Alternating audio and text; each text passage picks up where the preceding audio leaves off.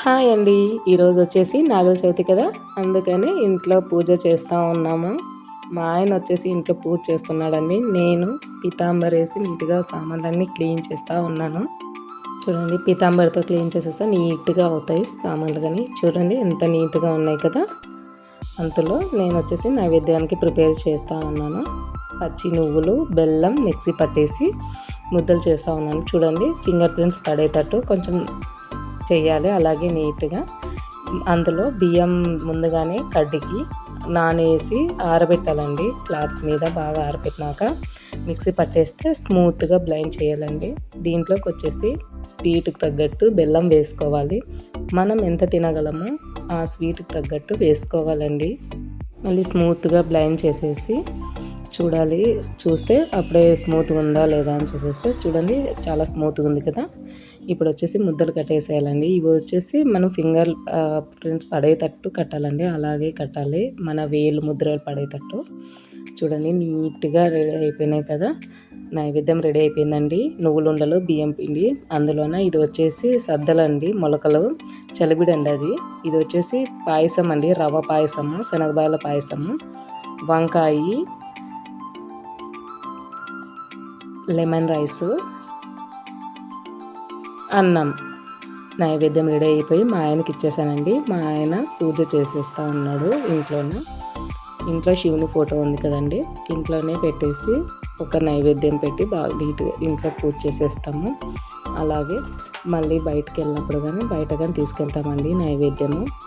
చూసారు కదండి, నీట్గా చక్కగా చేశాడండి మా ఆయన. పూజ బాగా చేస్తాడండి, బాగా ఇంట్రెస్ట్. పెళ్ళైనాక నుంచి బాగా చేస్తున్నాడండి పూజలు పాపం. అలాగే బయటకు వెళ్తూ ఉన్నామండి. మేము బుట్టలో అన్నీ పెట్టేసుకొని ఇంటి దగ్గర నుంచి ప్యాకింగ్ చేసుకొని వెళ్తూ ఉన్నాము. బుట్ట ఉందండి, ఎంఎస్ఎస్ బాలాజీ విలాస్ నుంచి రాయలసీమ యూనివర్సిటీకి ఒక 2 కిలోమీటర్స్ అట్లా ఉంటుందండి. బండి మీద వెళ్తూ ఉన్నాం మేము. ఇది కానీ లోపలికి వెళ్ళాలండి. చూసారు కదా, రాయలసీమ యూనివర్సిటీ ఉంది, అట్లా లోపలికి వెళ్ళిపోయినాము. ఇది వచ్చేసి దూదండి, నాకు ఏమంటారో తెలియదు కానీ దూపత్తి అని ఇలా బయట నుంచి తీసుకొని వచ్చామండి. ఇది వచ్చేసి దూదిమాల, ఎలా ఏమంటారో తెలియదు కానీ నాకు వచ్చింది నేను చెప్పాను. నీట్గా ఇలా చుట్టూ వేసుకొని పూజ చేసుకోవాలి. సుబ్రహ్మణ్యేశ్వరునికి వేస్తే మంచిది అంటారు. సుబ్రహ్మణ్యేశ్వరుడు పుట్టుకి అలా వేయడం వల్ల చాలా మంచిది. మన గార్డెన్లోనే ఉన్న ఫ్లవర్స్ అన్నీ తీసుకొని వచ్చి నీట్గా పూజ చేసుకుంటున్నామండి. బయట మేము ఎందుకు వచ్చామంటే, ఇంతకుముందు మా చిన్నోనికి చెవిలో చీమ్ కారేదండి చిన్నప్పుడు. అప్పుడు ఎవరో పెద్ద ఆవిడ చెప్పింది, చెవిలో చీమ్ కారితే పాలు పోయాలండి పుట్టలోన, అలాగే వెండి నాగపడిగా వేయాలి, చీర ఎక్కించాలి అని చెప్పారు. అలాగే ఒక 3 years చేశాను నేను. మా చిన్నోనికి బాగా అయిందండి, అందుకే అప్పటి నుంచి నేను వదలట్లేదు, అలాగే కంటిన్యూ చేస్తూ ఉన్నాను. ఎందుకంటే మనం ఎప్పుడైనా కానీ దేవుని తలుచుకొని ఒకటి పని మొదలు పెట్టామనుకోండి, ఎప్పటికైనా మంచిగానే మనకు పాజిటివ్గానే రెస్పాన్స్ అవుతుంది. అలాగే మా చిన్నోనికి చాలా బాగుండలేదండి పాపం చిన్నప్పుడు. అప్పటి నుంచి మేము పుట్టని బాగా పూజించడం నుంచి అప్పటి నుంచి బాగా మా పిల్లలకు బాగుంది, హెల్తీగా బాగున్నాడు. ఒక 3 years అండి నేను చేసింది, 3 years కానీ బాగుంది. చిన్నోడు చూడండి, టెంకాయ కొడదామా అని వస్తూ ఉన్నాడు. చూసారు కదా ఎంత పీస్ఫుల్గా, ఎంత ప్రశాంతంగా ఉంది. రాయలసీమ యూనివర్సిటీ లోపలికి వచ్చి పోస్తూ ఉన్నాము పుట్టకి పాలు. చాలా పెద్ద పుట్ట అండి, చాలా బాగుంది. దీపం వెలిగిస్తున్నాను కానీ గాలి ఎక్కువ ఉందండి, అస్సలు వెలగట్లేదు. అలాగే ట్రై చేస్తూ ఉన్నాను చూడండి, అస్సలు వెలగట్లేదు. అందుకనే మళ్ళీ కింద పక్క అంతా పెట్టేసి దాపను పెట్టి వెలిగిస్తున్నాను. ఇప్పుడు వెలిగింది. అగరబత్తీలు తీసుకొని దేవుని మంచిగా మనస్ఫూర్తిగా మొక్కుంటే ఎప్పుడైనా కానీ మనకి బాగుంటుందండి. వచ్చేసి దారాలు నేను పుట్ట మీద పెట్టాను కదండి, అవి పిల్లలకు కడితే చాలా మంచిది. పిల్లలు పెద్దలు అందరూ కట్టుకోవాలి, కంకణం లాగా కట్టుకోవాలి, చాలా మంచిది. అందుకని మేము పెట్టానండి. మా ఆయనతో కానీ పూజ చేసాను. ఇంటికి యజమాని వీళ్ళే కాబట్టి వీళ్ళతో పూజ చేయిస్తే చాలా మంచిదండి. ఎందుకంటే మనకు మేలు కోరేది ఎప్పుడైనా కానీ ఇంటి యజమాని చేయాలి అని అంటారు. అందుకనే చేస్తూ ఉన్నాడు. ఇది చేయడం వల్ల చాలా మంచి ఫలితం ఉంటుందండి. చిన్నపిల్లలతోన అలా చేయించాలి. పూజ చేస్తూ ఉంటేనే మంచిదండి.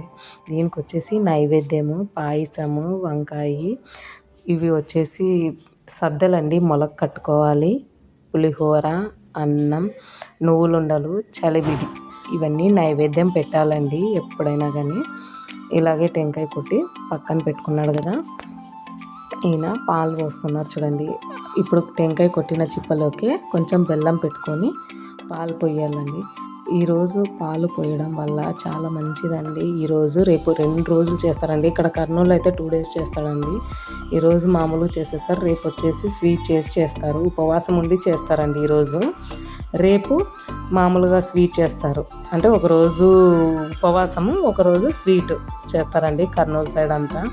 మా అత్తమ్మోళ్ళ ఊరు సైడ్ ఒకటే రోజే చేస్తారు, అందుకని నేను అలాగే పాటిస్తున్నానండి.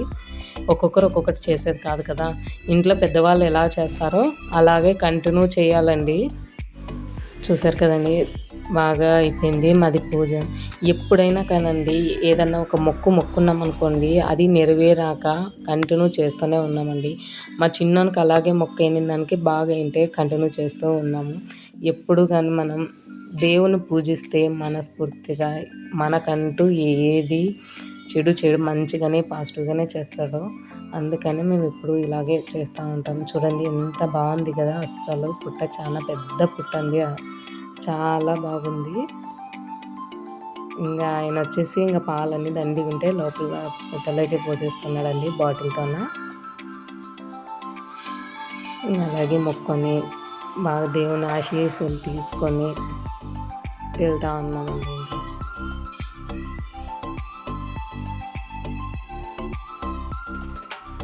మీరు ఇలాగే చేస్తారా అండి? మీ సైడ్ ఎవరెవరి సైడు ఎలాగ చేస్తారో మెసేజ్ చేయండి, మాకే తెలుస్తుంది ఎవరెవరు ఎలాగ చేస్తారో.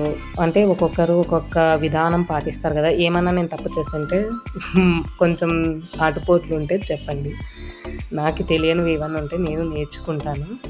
అంతేనండి. Thank you. సబ్స్క్రైబ్.